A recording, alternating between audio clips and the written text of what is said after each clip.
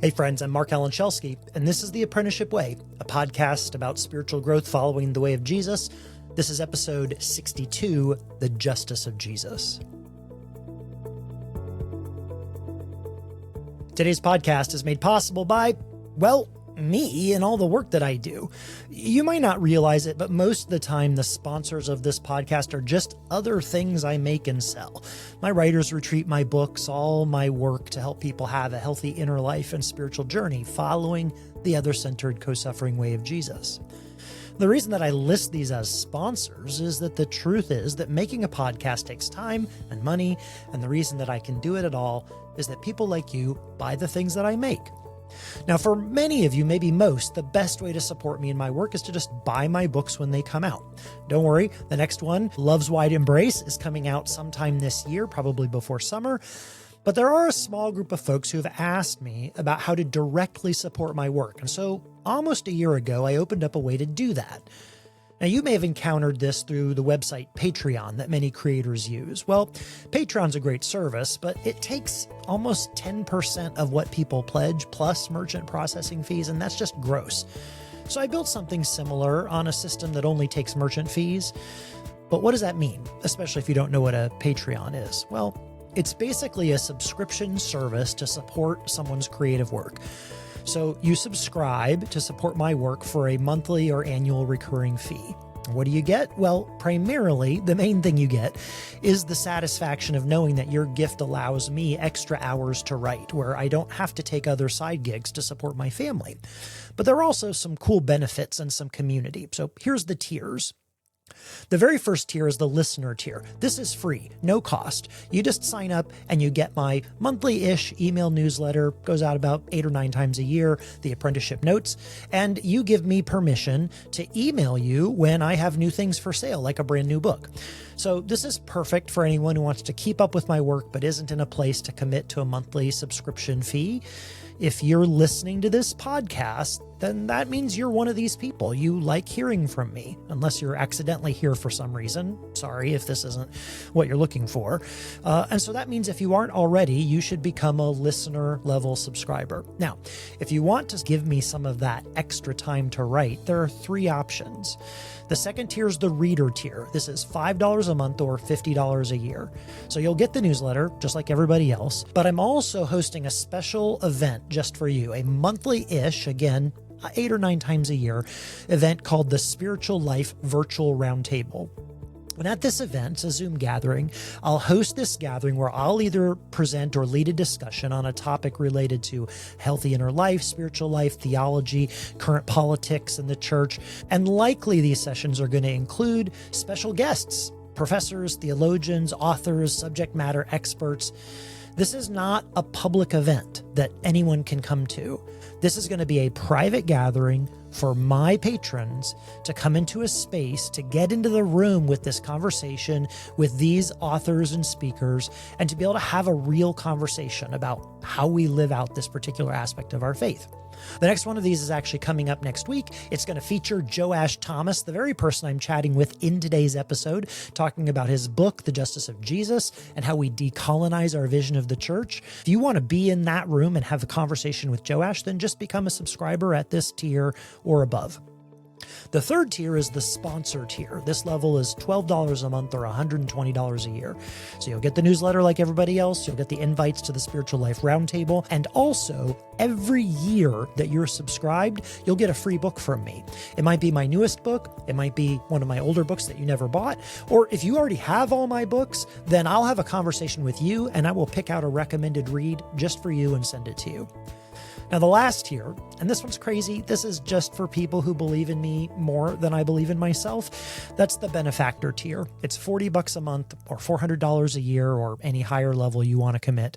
And you get all the other benefits that I mentioned, plus now you're on my shareholder team, and I'm going to have an annual writer shareholder meeting that you'll be invited to where we'll talk about my writing and my goals for the next year. I'll ask for your input on projects, share some of the most inspiring results of my journey with you. You can always get my newsletter, my podcast, my online essays for free.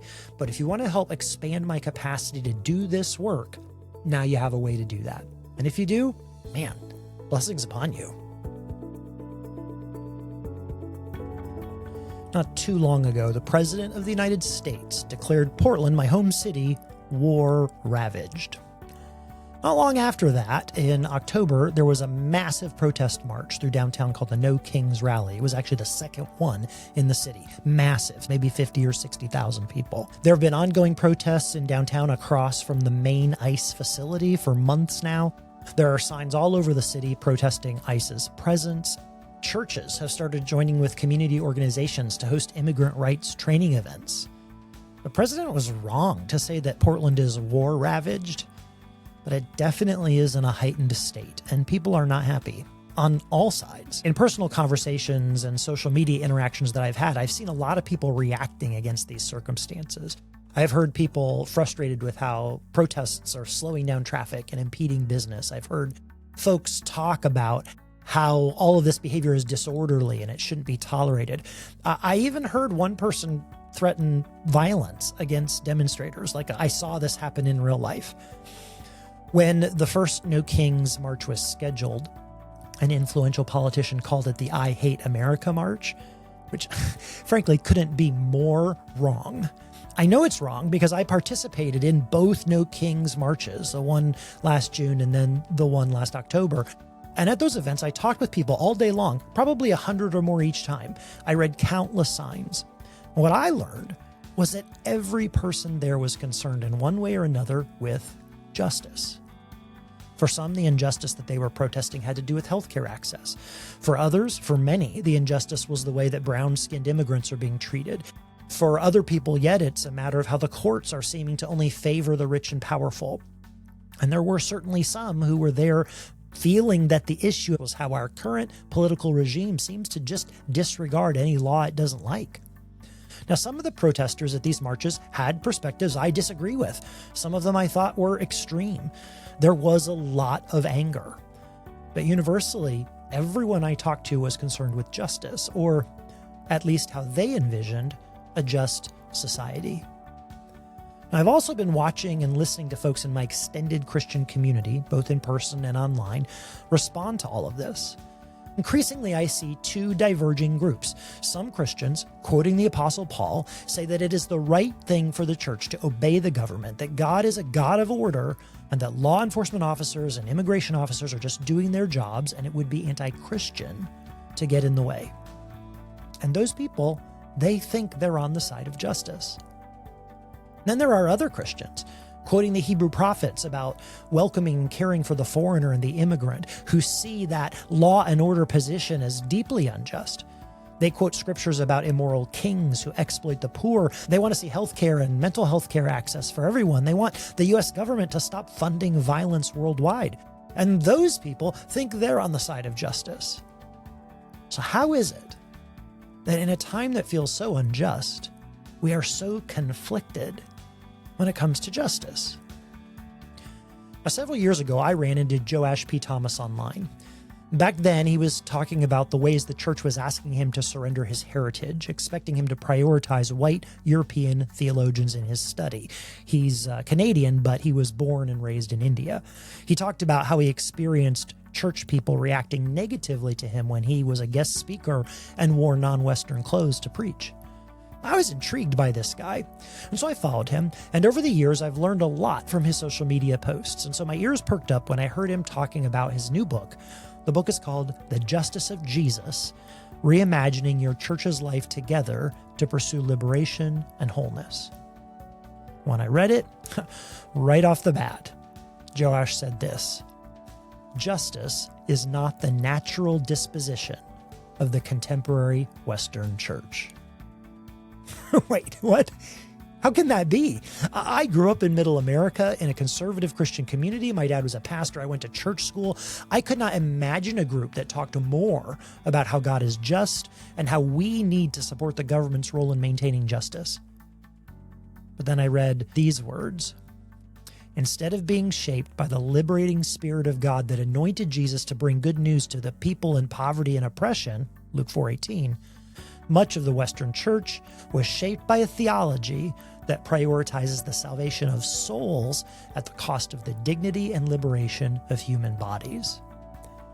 I had to admit, That was a summary of my church experience growing up, a concise explanation of the gospel I was taught, and as a young pastor, that I was taught to preach. My heart agreed with him. So I asked Joash to come talk about a broader vision of justice. Joash P. Thomas was born and raised in India, has served as a U.S. political consultant and a lobbyist before moving into global human rights advocacy. He holds multiple degrees and serves in local church ministry as a deacon in the Diocese of St. Anthony in Toronto, Canada. Drawing from his St. Thomas Christian roots and a decolonized, justice-centered understanding of Scripture, he works to help Christian folk imagine a faith that unites rather than divides, and that stands firmly with neighbors on the margins. So I started our conversation by asking Joash to take us right to the heart of the matter. What is wrong with our definitions of justice?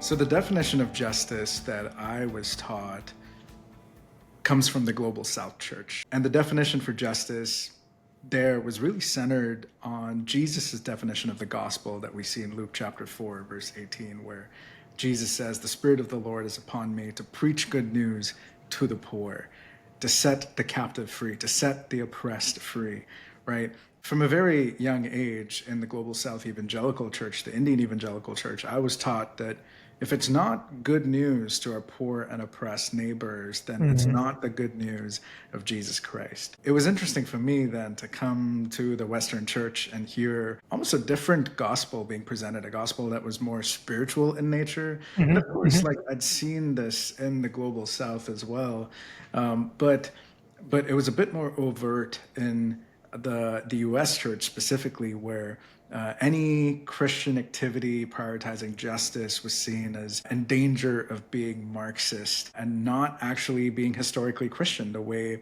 it is, especially after studying church history. So I think the definition of justice that I use throughout the book is an ancient Christian definition of justice. It's Augustine's definition of justice, which is justice is giving to each person their due, or justice is giving to each person the good things that God intended for them. And so for someone who has survived violence, that's healing and restoration.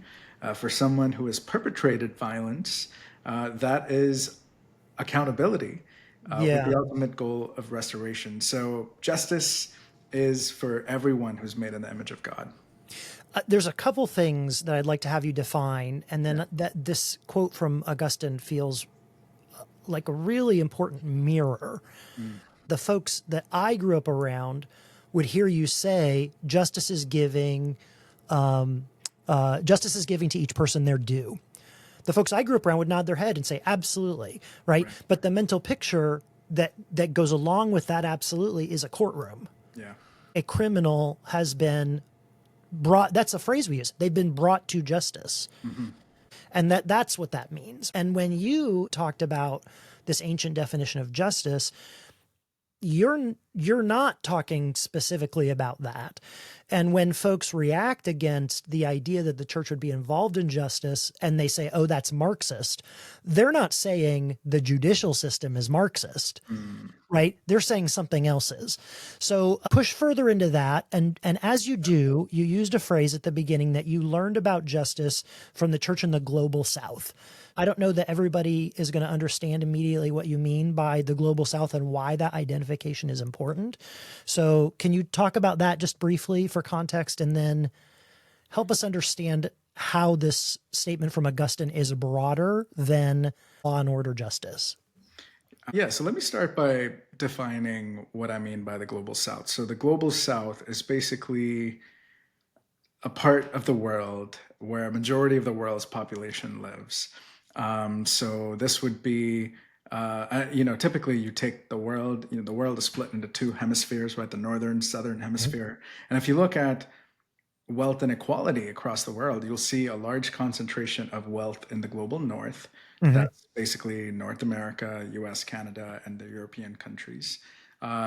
And you see a lot of wealth that has historically been extracted from the Global South, places like the country I grew up in, India, but also Latin America, Asia, Africa, Now, there are some exceptions, obviously, to that, like Australia, New Zealand, Japan.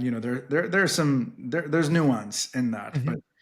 but largely speaking, the church in the global South is one that has existed um, in many parts of the world for longer than it's Mm. existed in the global North. So, for example, my family has been worshiping Jesus for 2,000 years. It was the Apostle Thomas who brought the gospel to my ancestors Yeah. from Jesus, who was also in the global South, by the way. Right. Right. And, Yeah.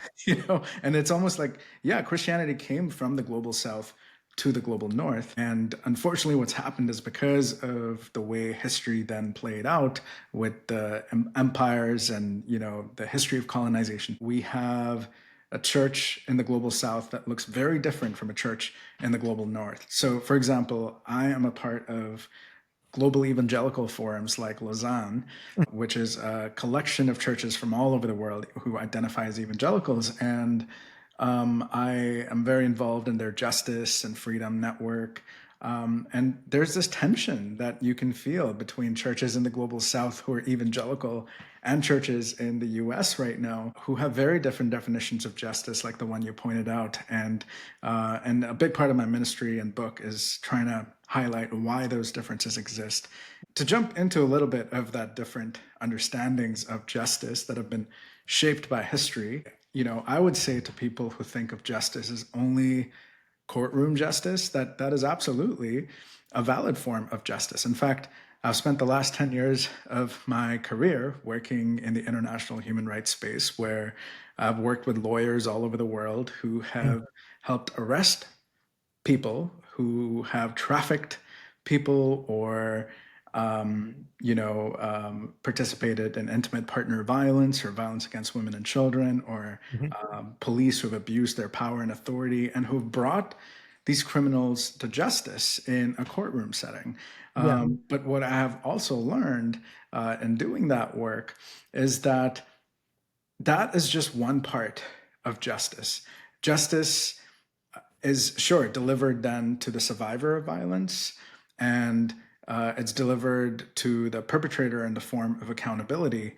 But really, Christian justice is so much more than that. Christian justice is the ultimate restoration and shalom of all things. Hmm. And Okay. an idea of Christian justice that's shaped by the global church would say that that isn't the end of the story then for the perpetrator too. Now, of course, you prioritize the oppressed because God stands with people who are poor and oppressed. So we stand with them as the church. You prioritize them and their well-being and safety, which is why you want to make sure that there's perpetrator accountability. But we at the same time don't want to discount the image of God in the perpetrator too. We don't want to seek to end their lives. We don't want to take the chance away from them for their restoration, because Okay. Right. the Right. bad things that they're doing, the trafficking that they're doing, is not good for them either. And that's not the life that God intended for them to live either. So the church has a role in standing in the gap between people who are oppressed and people who oppress them, and to take the side of the oppressed and at the same time work toward the restoration of all things. All right. So when you say that ultimately what's just is working toward the restoration of all things, that feels exciting and easy to get on board with, but feels like there's a little bit of a poison pill for some of us. Early in the book, you wrote, the work of decolonization will always be a threat to the beneficiaries of colonization, especially those who have not wrestled much with how they've benefited from colonization. So this to me connects with what you just said, because if justice means not just maintaining law and order, Mm. if justice means accountability for perpetrators, Mm. then part of that accountability is thinking about historical violence Mm. and how historical violence has shaped the world today. And that's where we get to this word that many people don't understand or are uncomfortable with, decolonization, right? Yeah. When you described the global South, one of the ways that you identified it was that many of these countries are countries that served as resource extraction points Yeah. for various empires historically. And so some of the struggles that they face today, they face because they don't have resources that they would naturally have had they not been exploited through colonization. So the poison pill. I'm a nice Christian guy who lives in middle America. I'm white, I'm middle class. I got to go to a private school growing up. It's easy for me to look at my life with this lens that, I've worked hard and I've been a good guy who's observed the law. What I have is probably the result of my hard work, my merit. I have benefited from this stuff, right? And what I'm hearing you say is, I can't really get on board with the broader vision of justice if I'm not willing to think about stuff like that. Does that feel true? Yeah. I would say as Christians, we're called to wrestle with the uncomfortable so that we can create great beauty from it, right? Yeah. And this is what Jesus does for us. He stepped into our messy world. And, this is the gospel story, right? He steps into our messy world, becomes incarnational, becomes one of us, takes on marginalized human flesh. So not just human flesh, but becomes a poor, Middle Eastern, colonized, occupied, homeless teacher. And ultimately is crucified by empire because he was a threat to the Roman Empire, right? And so he was crucified by them, but was victorious against them, right? And so this is the gospel message there, that there's beauty that comes from drawing closer to the discomfort and the mess that's in the world. And this is why, as a people of truth, I think it's important for us to wrestle with history, both the good and the bad, Right. but especially the bad. And one of the unfortunate things that is in the history of the Western Church is this thing called colonization that is a historical event. Now, I say throughout the book and even in conversations like this, that colonization for me isn't a political buzzword. It isn't an academic theory only. It's actually lived experience for my family, right? So my family comes from India, a country that was once 20% of the world's GDP. After the Brits left in 1947, it was 1% of the world's GDP, right? So clearly something happened when colonial powers from the West came, supported by the Western Church. And it wasn't just the Catholic Church supporting the Portuguese colonial powers. It was also the Church of England, the Anglicans, right? And it was the Dutch Reformed Church and the Southern Baptist Church and the Southern Presbyterian Church that supported the transatlantic slave trade, because colonization wasn't just an extraction of material wealth and resources from the global south. It was also an extraction of human resources. This is why we have the transatlantic slave trade, right? And so it's all kind of connected to this thing. And what I say throughout my book, The Justice of Jesus, is that colonization wasn't just bad for the global south, it was also bad for the Western Church, because we participated in this. And I give examples of that throughout the book.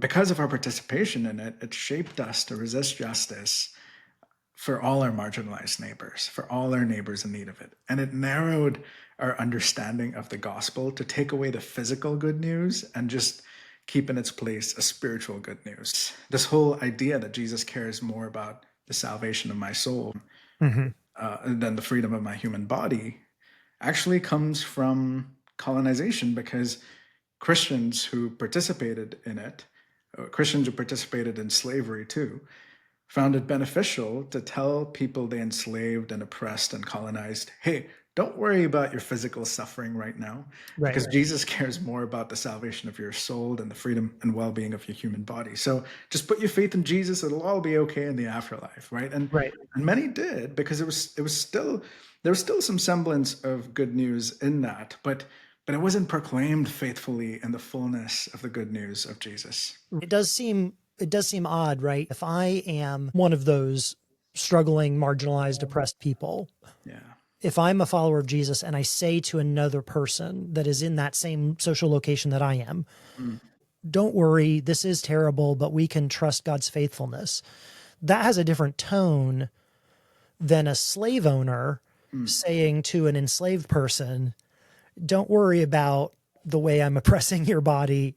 Yeah. God will be faithful and reward you in eternity, right? The message may be the same thing, but the social location changes what it means, right? It makes me think immediately of the slave Bible, like we're going to do this really wonderful thing of printing and providing Bibles to our enslaved people, but we're just going to excise the Exodus story so that they don't have a vision that God wants their liberation, that at some point in history, God led enslaved people to freedom. We don't want them to have that part of scripture. No, it feels so incredibly obviously self-contradictory. How could the Christian person providing those Bibles think I'm doing the Lord's work?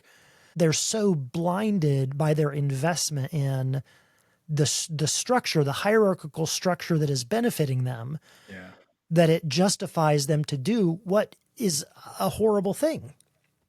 Yeah, no doubt, no doubt. And in many ways, we're encouraged by the empires of this earth to distract ourselves with a spiritual version of the gospel that does not have any good news for people in poverty and oppression, because it benefits these powers and authorities to stay in place, right? But as Christians, we're also told that the gospel can be bad news to powers and systems that oppress our neighbors, that don't repent of doing Right. that. This is why you see Jesus engaging with rich people in his context, people with wealth, privileged status in the Roman Empire. And what does he do? He loves them. He meets them where he is, but he invites them then to sell everything they have and to follow him, and to give away to the poor, right? Jesus, and we don't want to teach much about that in the Western church. We find all ways to discount that, but the reality is that the invitation for people with wealth and power and privilege from Jesus is to reckon with what we have, and in Zacchaeus' case, even draw connections. Oh my goodness, I've ripped others off, or someone else ripped someone else off and gave it to me. And this is what I've inherited. And now what am I going to do with it now that my life has been transformed by this encounter with Jesus? And this is true for me too. I come from privilege myself.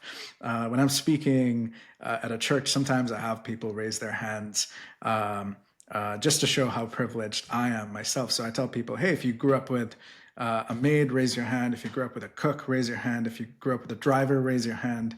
At the end, I say, if you grew up with a maid, cook, driver, all together, raise your hand. Very few people do, actually. And I say, well, that was me. I grew up with a maid, cook, and driver in India. I know what it's like to have privileged status and empire. And at the same time, I also have this history in my family of being shaped by colonization. So in my book, The Justice of Jesus, I say that I am both survivor of colonization and a beneficiary of colonization at the same time. These things aren't neat categories. I became a beneficiary of colonization the day I moved to America and then to Canada after that. And I started living on stolen land with stolen wealth and stolen resources. And so, you just read my bio at the top of the episode, and sure, I have 3 master's degrees. I've had a very successful career in international human rights, working in leadership. And of course, I'm very hardworking, right? But I also have to recognize how my humanity and my privilege and resources are connected with the world around me, because we don't exist in a vacuum. We need each other. We live in this ecosystem. So when I see an unhoused person today, when I leave church, the thought that comes into my mind now, compared to before, which was different, the thought that comes into my mind now is, this person's poverty is an indictment on my privilege. Like my savings account, in some ways, is an indictment on this person's poverty, because they're interconnected. Like, I have resources that this person should also have, but they don't because of unjust systems in place. And of course, personal sin can come in too, but we see the personal sin without the context of the systemic and societal injustices and sin. I think that's a really interesting point. A lot of folks who maybe are new to this conversation would hear you say that you see that homeless person's lack in some way as an indictment on you and the resources you have would react to that, right? Like, I'm a good person. I'm a nice person. I tithe, I give to nonprofit organizations. That person's homelessness has nothing to do with me. But I think what you're pointing out is that the way that that indictment happens is because when you identify yourself as having some level of privilege, that is speaking to a hierarchy that exists. You used the language of system, and that can be hard language for people because it seems abstract. But really, the system is that there is a hierarchy. Objectively, it's probably not Joash's bank account that's causing that guy to be homeless. But Joash is a certain place on that pyramid. And up the pyramid from Joash, there is a developer who owns 40% of all of the low-income properties in that town. And up the ladder from him are tech billionaires who are extracting value from the personal health data of entire groups of people. We don't immediately look at those people at the top of the pyramid and think, oh my God, what a mental illness to hoard wealth like that. We don't think that. And the reason we don't is that the pyramid itself provides the justification. And I'm on it somewhere. And so if I begin to say that guy who owns all of the low income properties, he's the reason that there's homeless people. Well, I'm a few notches down the ladder, but I also own one rental property, right? So I'm part of the ladder. I'm part of the pyramid. And if I look up the pyramid and say it's all those people's fault, then I can sort of disown any kind of responsibility that might fall to me, right? And so that is all me describing the system. Like, there is a system in place that invites people to climb a ladder, that we give value to people that are higher up the ladder, which means that in the inverse of that is true. People that are lower down the ladder we see as worthy of less, right? Like, this is just sort of in the air. It's the way that we think, right? So talk a little bit about how hierarchy fits into this whole discussion of justice and injustice and the church's role. Just to build on what you just said, I am my brother's keeper, right? And this is the opposite of what Cain tells God after murdering Abel. He says, I'm not my brother's keeper. I don't know where he is. I'm just trying to live my life here and all that. But the reality is, we are our brother's keepers. We are our sisters and siblings' keepers. Our humanity is interconnected with theirs, whether we realize it or not. If someone else is at the bottom of the hierarchy here, I am complicit by just participating in a structure that oppresses them and marginalizes them. We need to recognize that we ultimately, as human beings, even unknowingly participate in systems and structures that oppress our marginalized neighbors. One example of this right now is our taxpayer dollars. I live in Canada, but I'm a US citizen, so I pay taxes in 2 countries. But my tax dollars, both in the US and Canada right now, actively go towards funding children being bombed and starved to death in Gaza. I am complicit in that system. Now, I don't agree with it, but what else am I going to do? I have to pay my taxes. I have to give to Caesar what's Caesar's. In my book, The Justice of Jesus, I walk us through a few tenets of the colonizer's gospel. One of those tenets, and this is literally what colonizers told their enslaved and colonized people. So there's, historical receipts here. But one of the tenets is that social hierarchies are good and that they're ordained by God, right? And many of us in the church have probably heard this with the verse that's often used to subjugate women in Ephesians. It's twisted completely out of context, but essentially from it you derive a picture of, it's man at the top, then women, then children, and then really slaves is what the verse says, right? Slaves obey your masters, right? And so this is what the colonizers took and exported around the world, and so it was white man at top, white women, children, then slaves. This is what we saw in the antebellum South in the US. And we get all kinds of weird heretical theology from this too, like the eternal subordination of the Son would be one Yes, example right. of this with the Trinity, where, historically the church has believed that Jesus is co-equal and co-eternal with the Father, Son, the Holy Spirit, all live in triune community as equals with each other. But within evangelicalism, to defend this social hierarchies, we've also changed the order of the Trinity now to say that the Son is subordinate to the Father, and this is heresy. There's a deep connection with the way we understand God and the way we understand neighbor, and if we want to understand neighbor in these dualistic ways of hierarchy and society, then we're also going to project the same onto our understanding of God. And so I sometimes tell people who are so frustrated with conversations they're having with family members right now who don't seem to care about justice for our marginalized neighbors, I tell them, well, we just need to recognize that we're worshiping two different Jesuses at the end of the day here, Yeah. right? We're worshiping a Jesus who's co-equal and co-eternal with the Father, who came to set us free Yeah. from our sin, physically and spiritually. They're worshiping a version of Jesus that they were taught by people who enslaved and colonized people. And that version of Jesus doesn't care about our physical suffering in the world. That version of Jesus isn't co-equal to the Father at the creation of the world. That version of Jesus just came to get us get out of hell free card. Right. And that's the reality. We worship two different Jesuses in America right now. Right. Because if that image of God, that what God is most concerned about is the soul, is accurate, then I am licensed to not care about anything in your life that's not your soul. Right. And so it seems in that sense, if God is just, then it must be just to do that, right? That must be what justice is. You started talking about Jesus' mission statement in Luke 4.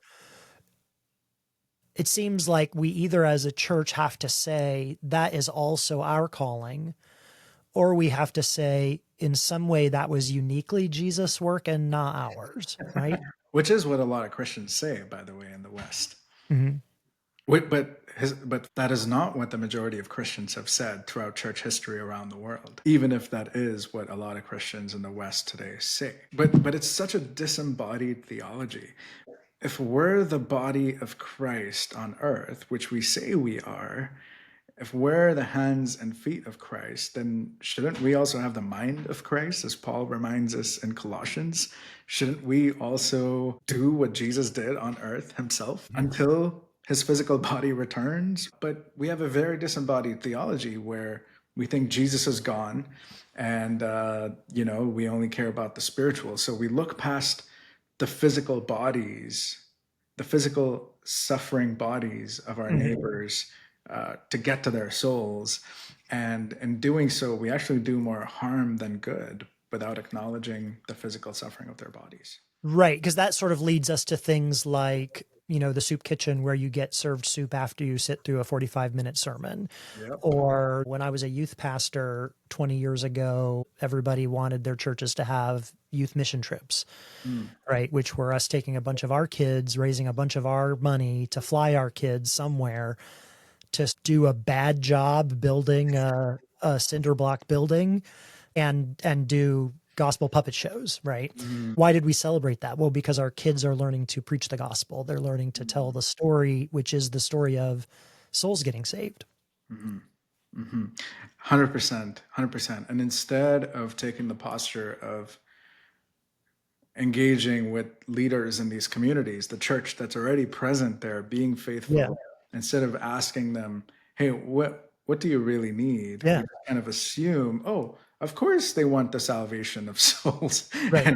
And of course they need us, right? And so we then kind of do all sorts of weird things. But there's a better way. And this is what I call us to throughout the book. We don't have to settle for the world that is right now, because the Spirit's always doing something new. Yes. If we can keep up with the Spirit, right? And times like this in history are challenging for sure, but there are also opportunities for us to learn and grow and do better than what was handed to us, and bring healing, hope, and liberation in this world, something that the world so desperately needs. But we can't bring that good news and that hope and healing to this world if we look past the physical suffering of the human bodies of Right. our neighbors in creation. Right. Yeah. Yeah, I think that's true. So the subtitle of your book is Reimagining Your Church's Life Together to Pursue Liberation and Wholeness. So that is a little bit pointed, because you're not saying in the abstract, the capital C church should be different, which I think you believe, but your subtitle is you think differently about your local congregation. Yeah. Right. So let's talk about that. I'm a pastor of a very small church here in Portland. So let's say everybody's like, yes, Marc, this makes sense. We want to reimagine our community in alignment with this. What does that look like? Apart from learning of the new mindset, which is so essential, what are ways that we participate in this? So I've got a chapter on prayer where I give tangible, specific recommendations to spark the imagination.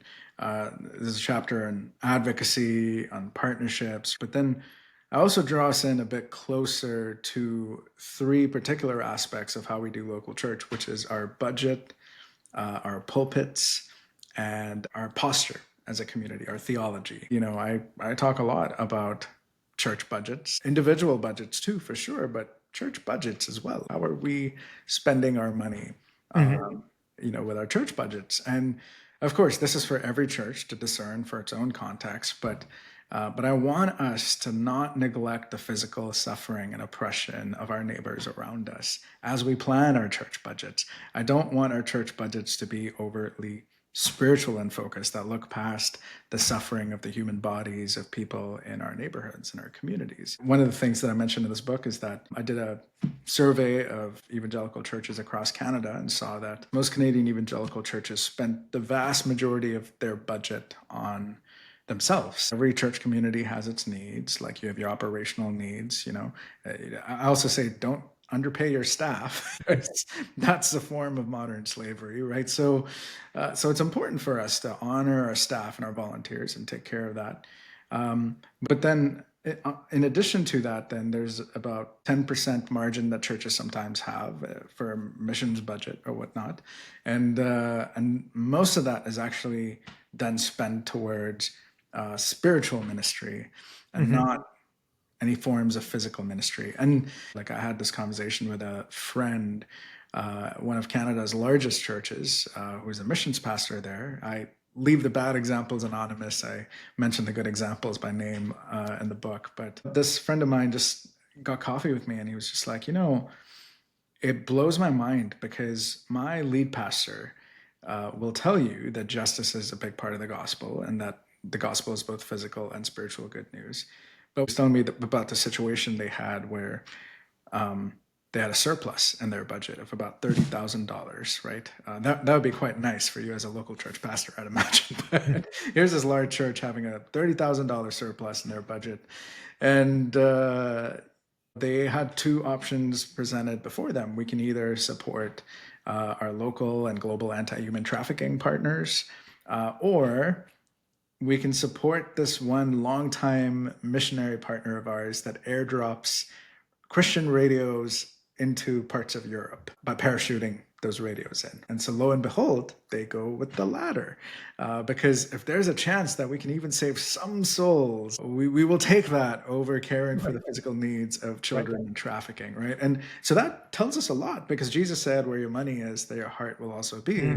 I hold a mirror up and I say, hey, don't assume your church would make a different decision here. Like, examine our postures, our theologies, our budgets. The hope behind this book is just to get us to reflect more and to wrestle more and discern with the Spirit in our context. It'll look different for every local church, but I hope I've presented enough ideas to at least spark the imagination on prayer, giving, and advocacy. You said in the book that we should expect, well, that's my word. You didn't say that part. You said the justice of Jesus is expensive. Yeah. What did you mean when you said that? Yeah. So I ground that in the parable of the Good Samaritan. What we see the Good Samaritan do is we see it costing him something, right? It cost him 2 days' wages. This is something that Christians, both in the conservative and the progressive ex-evangelical side, are guilty of. We prefer what I call cheap justice in this world. Okay, good. Yep. We prefer the kind of pursuit of justice that has no cost to us or very little cost to us. When in reality, the justice of Jesus should cost us something, and it might even cost us everything. And this is why I think it's helpful to have the examples of the saints in the church or the prophets, right? Like people who stood up for justice, people like Dr. Martin Luther King Jr., who was literally killed for standing up for justice. People like Bishop Oscar Romero, who in El Salvador, who actually stood up to the American empire and was killed by the local military of his government, for standing up for justice.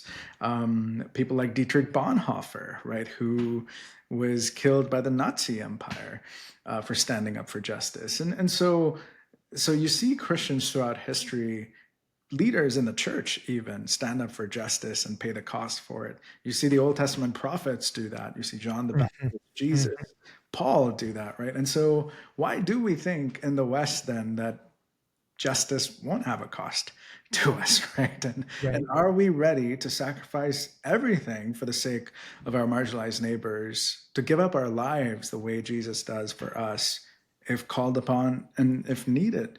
I don't think we think of justice in those ways, generally speaking. And I want to invite us to a posture where we hold everything loosely and we recognize that, hey, if we really believe that the earth is the Lord's and everything in it belongs to the Lord, then everything I have is also the Lord's. And if there are people around me in need of me standing in the gap, throwing my body in between them and their oppressors if needed, I will do that because that is what the justice of Jesus looks like in an unjust, cruel world today. Christians are fond of saying our God is a God of order. But what kind of order do you mean? If you think that order is limited to decorum, to church services being well planned, or to folks obeying the law, then you are missing something crucial about the way of Jesus. God is a God who orders the world and who is inviting us to participate in a righteous and just ordering of the world. God's order is liberative. It is gracious. It is not an order that privileges the elite or the powerful or the wealthy. It is an order where the last shall be first and the first shall be last. So yeah, God is a God of order, but is God's order an order you want to be part of? Joash's vision of justice is another way to talk about God's order. The Hebrew prophets called this order shalom. That means peace, but not the kind of peace that is just no disruption, no war. Shalom means peace in the sense that everyone gets what they need, which was exactly St. Augustine's definition of justice. This conversation with Joash has given me a lot to think about. I hope you will too. Pick up his book, The Justice of Jesus, Reimagining Your Church's Life Together to Pursue Liberation and Wholeness, and start thinking about how you and your church could be more part of God's order in this way. I'll end with Joash's words. Times like this in history are challenging for sure, but there are also opportunities for us to learn and grow and do better than what was handed to us and bring healing, hope, and liberation in this world, something the world so desperately needs. But we can't bring that good news and the hope and healing that goes with it if we look past the physical suffering of our neighbors. May you have the courage to make the shift from a faith that is only about spiritual salvation to one that includes physical liberation. And may the Spirit inspire you to see how you can be part of God's righteous and just ordering of the world. Thanks for listening. Notes for today's episode can be found at marcalanschelske.com/TAW062. Did you like this? Well, there's more. I gave you my whole pitch to subscribe at the beginning of the podcast today, so no need to say anything here. You can opt in at www.marcoptin.com. And if you want to choose one of those tiers to support, that's where you'll do it.